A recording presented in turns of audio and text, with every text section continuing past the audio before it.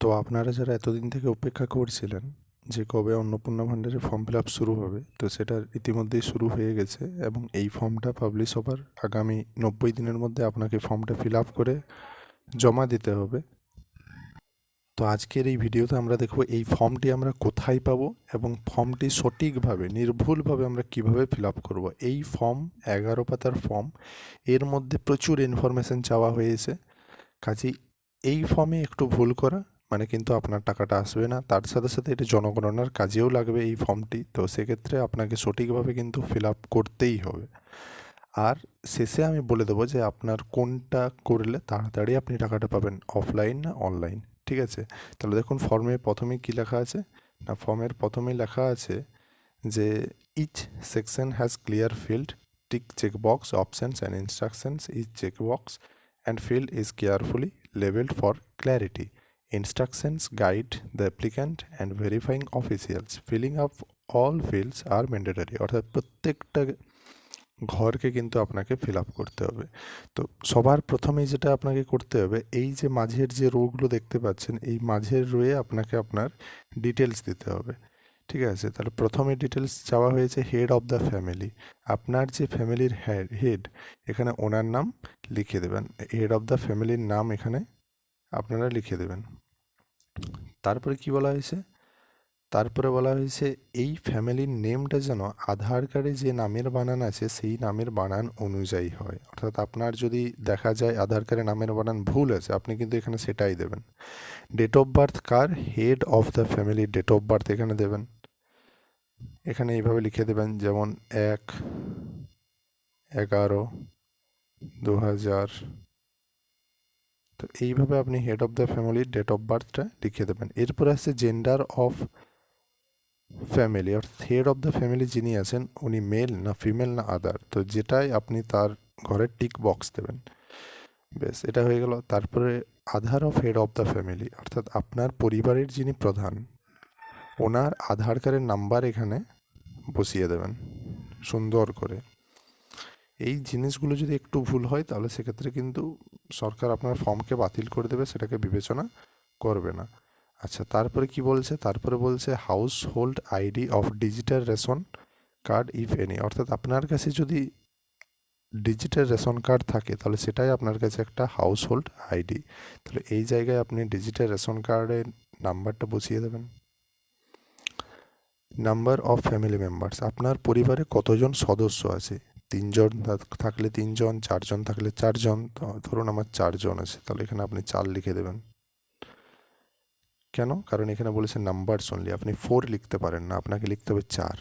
Address, এখানে আপনার পুরো অ্যাড্রেসটা দিয়ে দেবেন, আপনার গ্রাম, post office, police station, district, pin code, state, এই সমস্ত অ্যাড্রেসটা এখানে পুট করবেন। কন্ট্যাক্ট নাম্বার এখানে দেবেন, আপনার কন্ট্যাক্ট নাম্বার, আপনার যে মোবাইল নাম্বার যেখানে আপনি এসএমএস পাবেন, সমস্ত যাবতীয় কাজগুলো করা হবে, সেই কোনো একটা অ্যাক্টিভ মোবাইল নাম্বার এখানে দিয়ে দেবেন। এবং সেই মোবাইল নাম্বারটা যেন আধার কার্ডের সাথে অবশ্যই লিঙ্ক থাকে, এই জিনিসটা মাথায় রাখবেন। কার আধার কার্ডের সাথে না, হেড অফ দ্য ফ্যামিলির আধার কার্ডের সাথে, মনে থাকবে।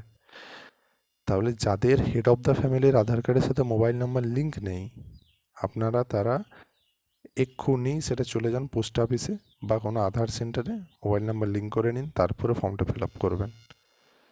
আচ্ছা, তারপরে কি বলা হয়েছে, name, date of birth, gender, relation with head of family, Aadhaar all family members.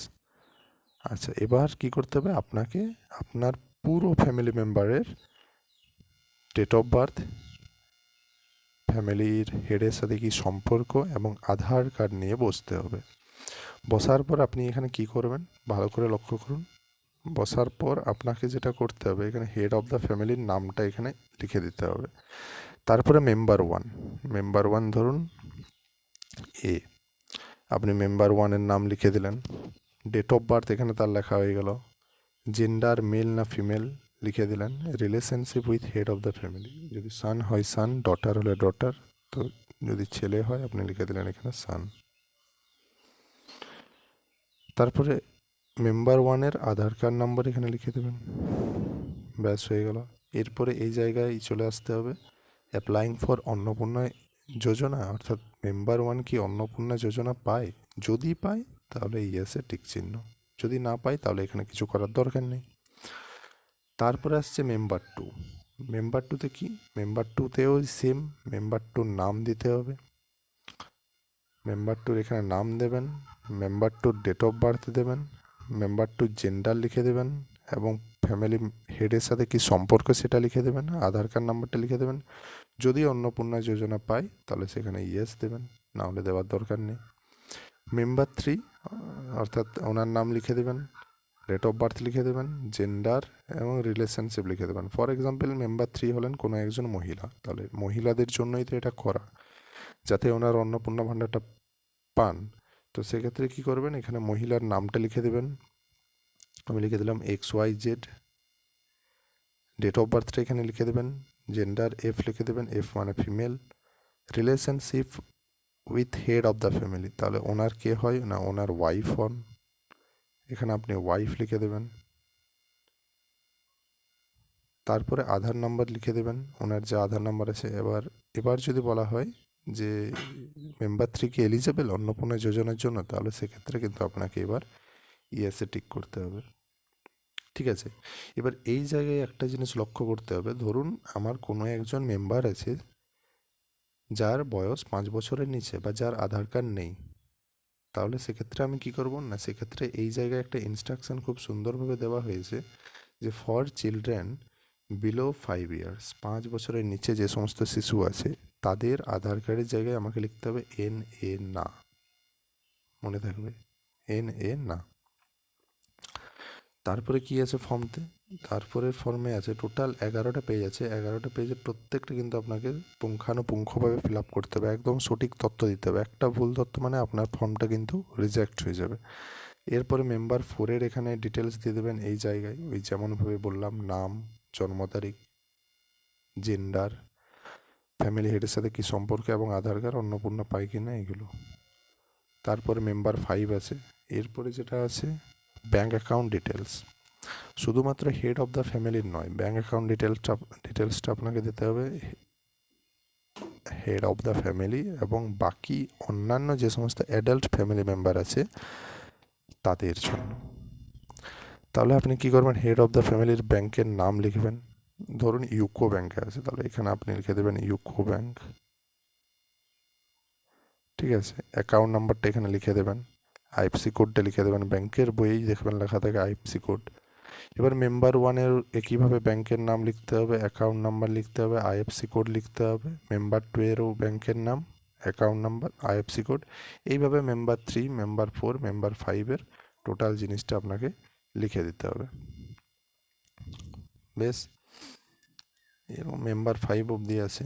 এবার অবশ্যই কিন্তু যে অ্যাকাউন্টগুলো দেবেন সেই অ্যাকাউন্টগুলোর সাথে যেন আধার কার্ডের DBT লিঙ্ক করা থাকে। DBT মানে কি, আমি একটা ভিডিও বানিয়েছিলাম, আপনারা এই চ্যানেলে দেখে নিতে পারবেন কীভাবে সহজেই বাড়িতে বসে DBT লিঙ্ক করা যায়। তো DBT মানে হলো ডিরেক্ট বেনিফিট ট্রান্সফার, অর্থাৎ এইবারে যে সমস্ত যোজনাগুলো আছে সেগুলোতে সরকার টাকা পাঠাবে ডিরেক্ট বেনিফিট ট্রান্সফারের মাধ্যমে।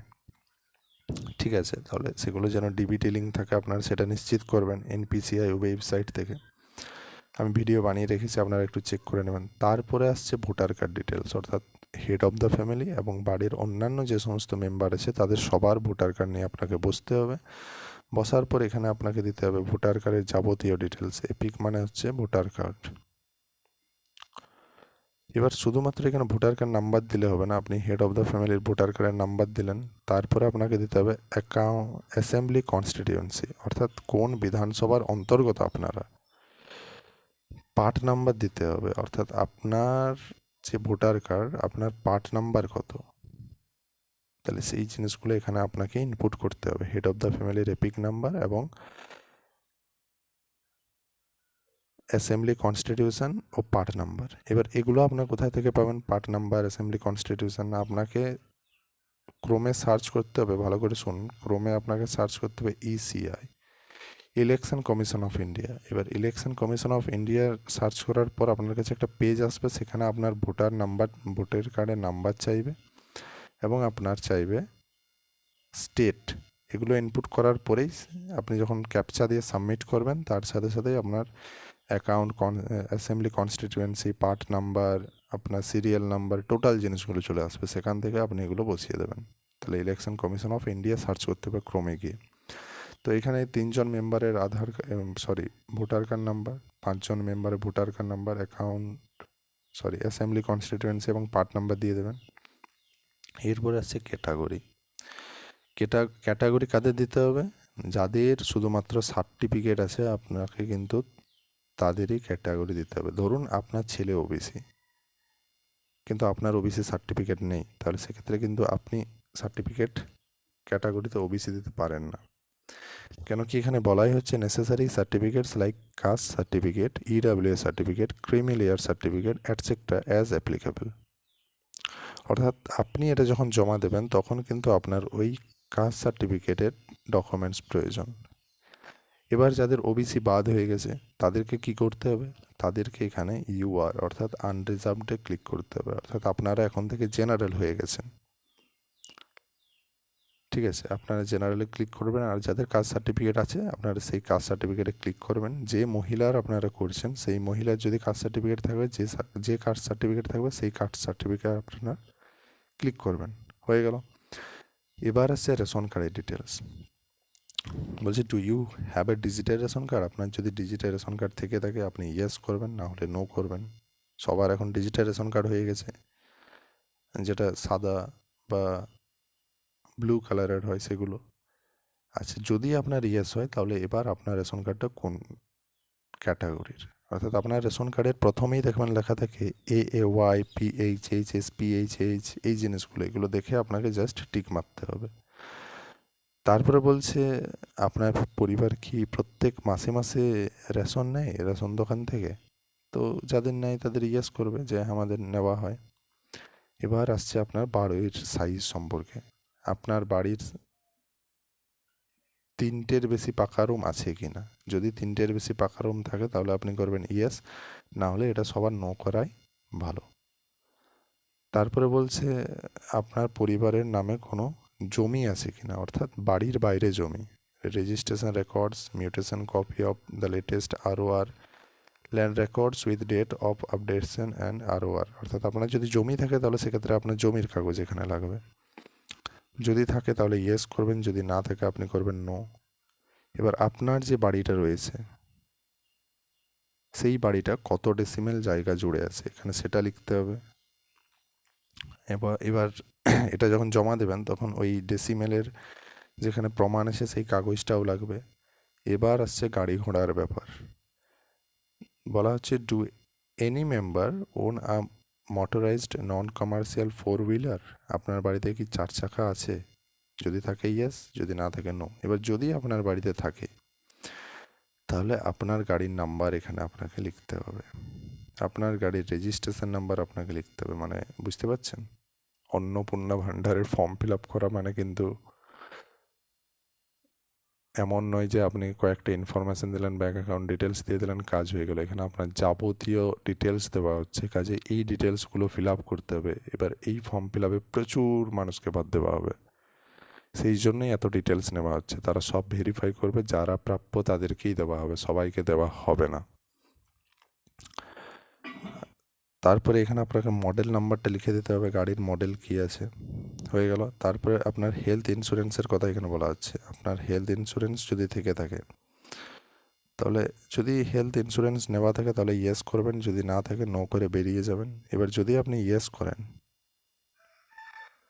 তাহলে এখানে আপনাকে পুরো ডিটেলস দিতে হবে, অর্থাৎ আপনার হেড অফ দ্য ফ্যামিলির মানে হেলথ ইন্স্যুরেন্সটা কী করা আছে, গভর্নমেন্ট থেকে করা আছে না প্রাইভেট থেকে করা আছে, প্রিমিয়াম না সাম অ্যাসিউড, এই জিনিসগুলো আপনাকে দিতে হবে।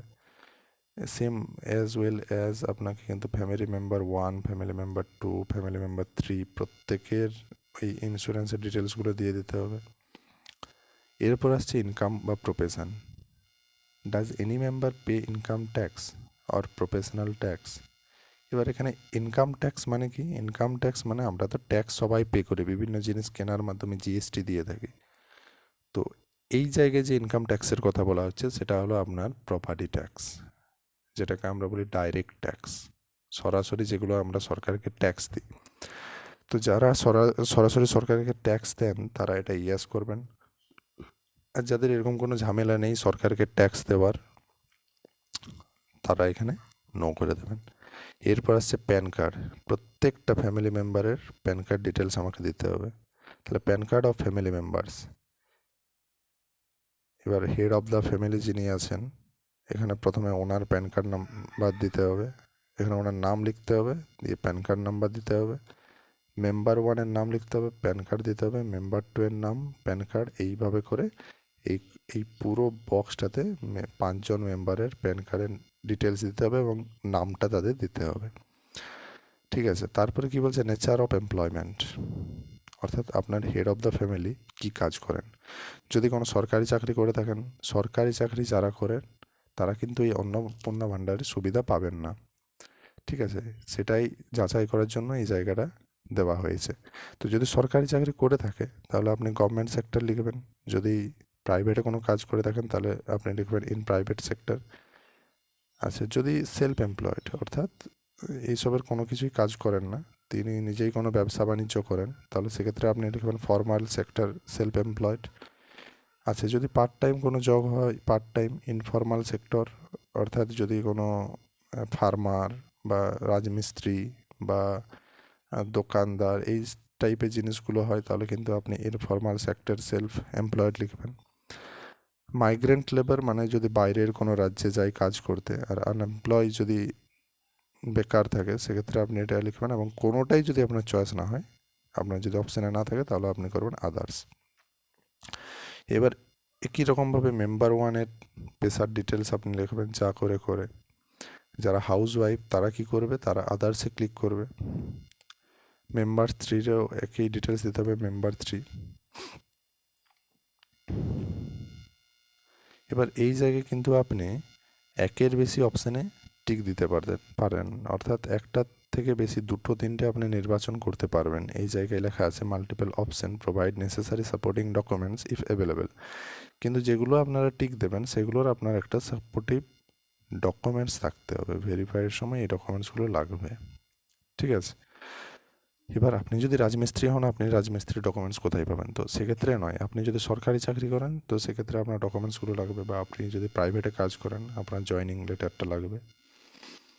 আচ্ছা, এরপরে মেম্বার 5-এর এরকম ডিটেলস দেওয়া হয়ে গেল। এরপরে বলছে number of literate adult family members and number of illiterate adult family member, অর্থাৎ আপনার পরিবারে কতজন শিক্ষিত মানুষ আছে, কতজন অশিক্ষিত মানুষ আছে। হেড অফ দ্য ফ্যামিলির নাম লিখে দেবেন, তিনি শিক্ষিত না অশিক্ষিত সেটাই আপনি ক্লিক দেবেন, টিক চিহ্ন দেবেন এবং হাইয়েস্ট কোয়ালিফিকেশানটা এই জায়গায় লিখে দেবেন।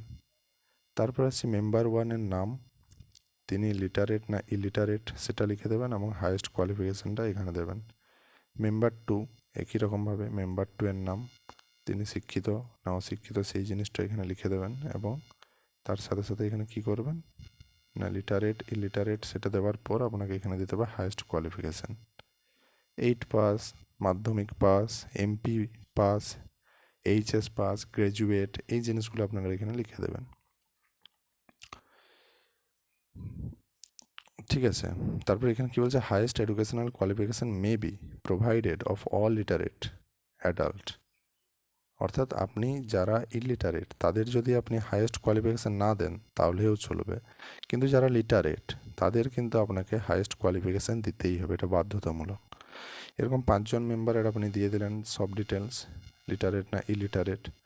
তারপরে বলা হচ্ছে is any member a former current holder of any constitutional posts, minister, MP, MLS, urban local bodies and panchayat local bodies, অর্থাৎ আপনার পরিবারের কোনো মেম্বার কি এমপি বা এমএলএ বা কোনো পঞ্চায়েতের মেম্বার বা পঞ্চায়েত প্রধান, যদি হয় ইয়েস, যদি না থাকে তাহলে আপনি এখানে নোয়ে ক্লিক করে চলে আসবেন।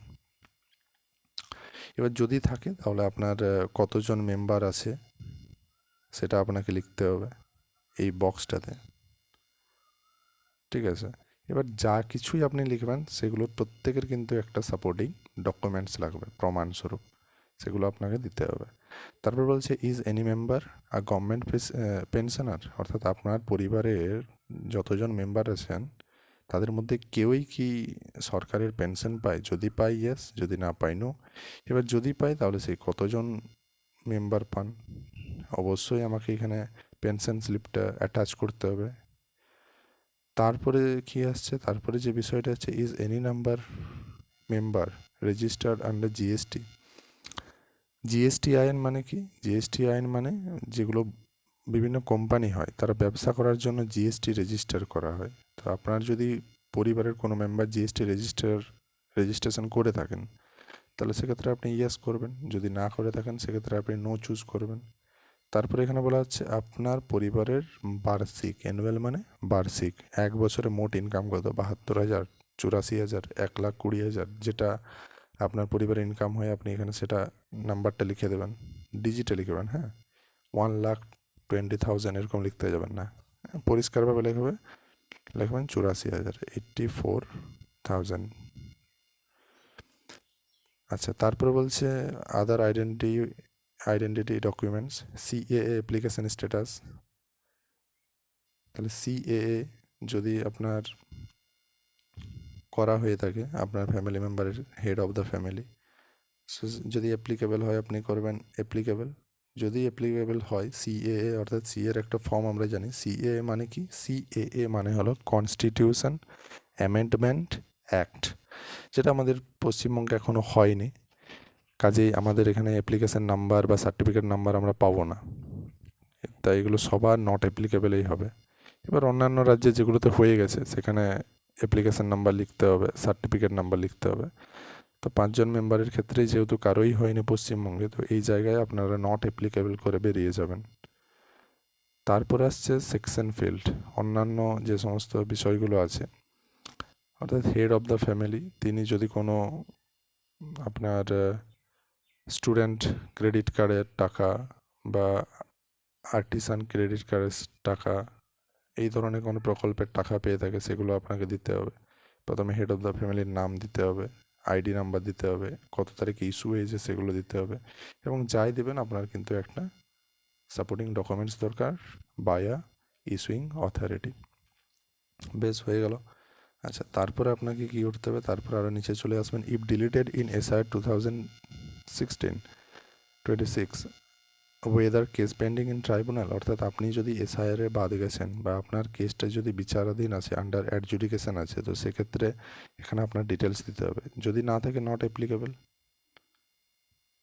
ঠিক আছে, যদি থাকে তাহলে কেসের ডিটেলস দিতে হবে। আপনার এখানে একটা নাম্বার পেয়েছেন হয়তো এসআইআরের, সেই নাম্বারটা এখানে দিতে হবে। প্রত্যেক মেম্বারের ক্ষেত্রে একই কাজ করতে হবে। তারপরে আপনারা নিচে চলে আসবেন, details of all children in family member attending school, অর্থাৎ আপনার পরিবারের কতজন ছেলে মেয়ে স্কুলে পড়ে সেটা দিতে হবে। যতজন পড়ে এখানে আপনি সংখ্যায় লিখে দেবেন, 4 জন, 5 জন, 2 জন, 3 জন, যাই হোক, 2, 3, 4। আচ্ছা, প্রথম যে চাইল্ড তার এখানে নাম লিখবেন, তারপরে সে কোন ক্লাসে পড়ে, স্কুলের নাম কি, প্রাইভেট না গভর্নমেন্ট, সেই টাইপটা এখানে লিখে দেবেন। আর সাধারণত বেশিরভাগ স্কুল গভর্নমেন্ট এডেড হয়, যাদের প্রাইভেটে পড়ে আপনারা প্রাইভেটে টিক করবেন। আদার্স যাদের পড়ে তাহলে তারা আদার্স লিখে এখানে নামটা লিখে দেবেন।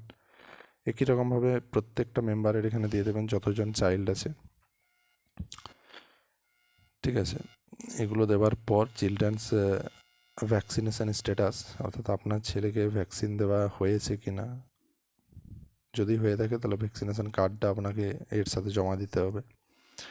আচ্ছা, এরকম প্রত্যেকটা চিলড্রেনের দিয়ে দেওয়া হবে। তারপরে বলা হচ্ছে আপনি সরকারের বিভিন্ন স্কিমের সুবিধা পাচ্ছেন কি না, তাহলে আপনি এর আগে ডিবিটির মাধ্যমে কোনো টাকা পেয়েছেন কি না, তাহলে যদি পেয়ে থাকেন তাহলে আপনি ইয়েস করবেন। এবং কী কী টাকা, লক্ষ্মী ভাণ্ডারের টাকা, যুবসাথীর টাকা, যা যা টাকা আপনি পেয়েছেন এর আগে সরকারের কাছ তরফ থেকে, সেগুলো আপনি এখানে এক এক করে লিখে দেবেন প্রত্যেকটা মেম্বারের ক্ষেত্রে।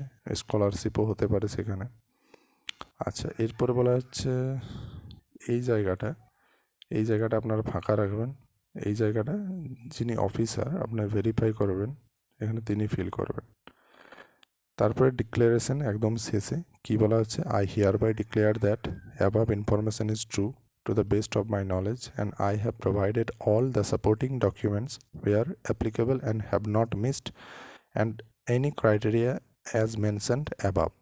I understand that my social protection benefits will be stopped if any information provided by me turns out to be false, অর্থাৎ আমি যা এখানে তথ্যগুলো দিয়েছি সেগুলো সবই সঠিক, যদি ভুল হয় তাহলে আমার ফর্মটি বাতিল হবে, এখানে এটাই বলা হয়েছে। এবার এখানে আপনি এগ্রিতে টিক চিহ্ন দেবেন এবং এই জায়গায় আপনি আপনার সিগনেচার বা আঙ্গুলের ছাপ দিয়ে দেবেন। ঠিক আছে, এই জায়গায় আপনার অফিসাররা ভেরিফাই করে ওনারা স্ট্যাম্প দেবেন, তাহলে আপনার ফর্মটি ভেরিফাই হয়ে যাবে। ব্যাস, এটা হয়ে গেল। তারপর বলা হচ্ছে নিচে নোট কী দেওয়া আছে, family is defined as a group of person whose normally live together and take their meal from a common kitchen. তাহলে ফ্যামিলি মানে অর্থাৎ একটা গ্রুপ অফ পার্সন যারা একসাথে খাওয়া দাওয়া করেন, অর্থাৎ একটাই যাদের রান্নাঘর সেটাকেই ফ্যামিলি হিসেবে এখানে গণ্য করা হয়। ঠিক আছে, ব্যাস এতদূর হয়ে গেল। ফর্ম এখানেই শেষ। এই জায়গাগুলো আপনার অফিসিয়াল ইউজ করার জন্য, এটা আপনার কোনো কিছু করার দরকার নেই, অফিসিয়ালরা এটা ইউজ করে আপনাকে স্লিপটা দিয়ে দেবে। তারপরে একদম নিচের দিকে চলে আসুন, কী লেখা আছে, I hereby recommended the application for acceptance or rejections. এটা কার কাজ? এটাও অফিসারদের কাজ।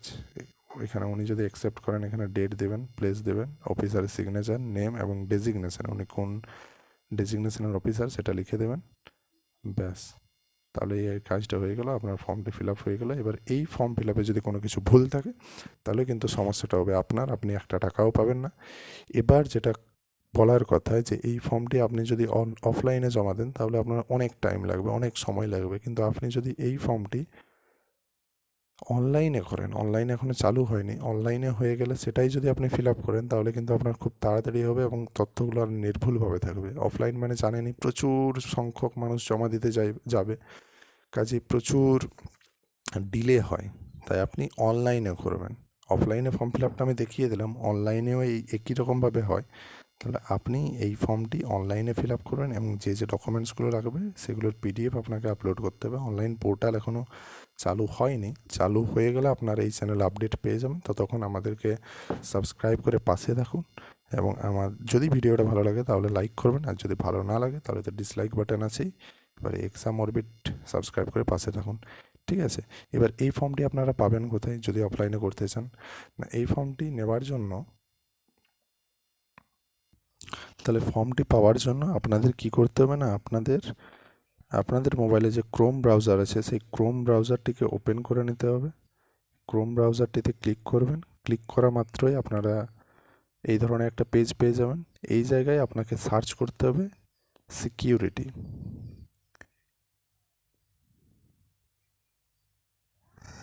সিকিউরিটি সার্ভিস, সেখানে আপনি ক্লিক করবেন। ক্লিক করার পর মাফ করবেন, সিকিউরিটি সার্ভিস নয়, এখানে আপনাকে সার্চ করতে হবে social security. Social security, social security, নিচে আপনি পেয়ে যাবেন www.gov.in লগইন, এইটাতে আপনারা ক্লিক করবেন। ক্লিক করা মাত্রই আপনারা এই ধরনের একটা ওয়েবসাইট পেয়ে যাবেন। এর প্রথমে যেটা আসছে এই যে অন্নপূর্ণা ভাণ্ডার, এই ওয়েবসাইটে আপনারা ক্লিক করবেন। ক্লিক করা মাত্রই আপনাদের কাছে এই ধরনের একটা পেজ ওপেন হয়ে যাবে। এবার এই পেজটা ওপেন হয়ে গেলেই আপনারা এই যে প্রথমেই আছেন দেখুন ডাউনলোড অন্নপূর্ণা যোজনা ফর্ম, আপনারা এই জায়গায় ক্লিক করবেন। এখানে আপনারা পেয়ে যাবেন ইংলিশে আপনারা ফর্ম পাবেন এক জায়গায়। ঠিক আছে, আপনারা এখানে পেয়ে যাবেন ইংলিশে ফর্ম, এটা পেয়ে যাবেন বাংলাতে এবং এখানে পেয়ে যাবেন হিন্দিতে। তো 3টে ল্যাঙ্গুয়েজে আপনারা ফর্মটা পেয়ে যাবেন। আপনারা এটা ডাউনলোড করে নেবেন, দিয়ে সেটা ফিল আপ করে আপনার কাছে রেখে দেবেন। সরকারি আধিকারিক আসবে আপনার কাছে, ফর্মটা নিয়ে চলে যাবে। যদি আপনি অনলাইনে করতে চান তাহলে এটার এখনও রেজিস্ট্রেশন শুরু হয়নি, শুরু হয়ে গেলেই আমি আপনাদের জানিয়ে দেবো। ঠিক আছে, ততক্ষণ আপনারা চ্যানেলটিকে সাবস্ক্রাইব করে পাশে থাকুন, আর এতক্ষণ আমাদের সাথে থাকার জন্য ধন্যবাদ। Thank you. নির্ভুলভাবে ফর্ম ফিল আপ করুন।